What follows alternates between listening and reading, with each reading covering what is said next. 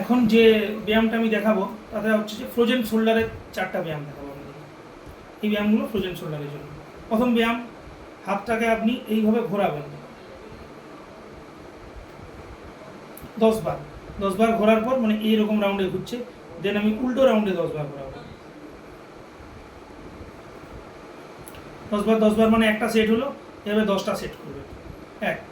2 নম্বর ব্যায়াম, এই জয়েন্টটা যেন ঘুরে এইভাবে, যেমন 8টাতে চক্কি পিসে সেরকম করে হাতটাকে ঘোরাবেন আপনারা।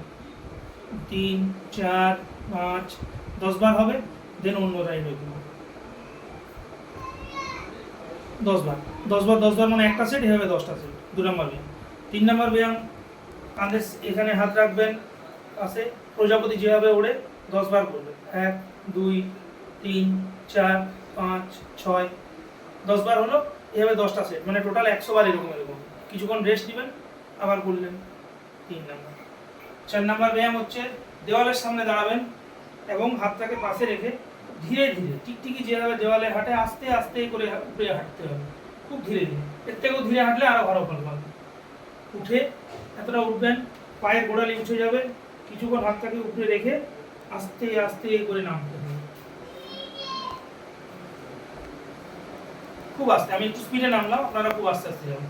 এবার একবার উঠলেন, একবার নামলেন, এবার 10টা রাউন্ড হবে, মানে টোটাল 100 বার এরকম উঠবেন, এরকম নামবেন, ঠিক আছে?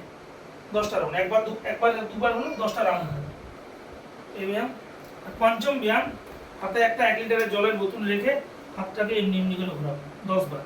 1, 2, 3, 4, 5, 10 হলো, কিছুক্ষণ রেস্ট, দেন আবার ঘোরাবো। এটা হচ্ছে কাঁধের ব্যায়াম।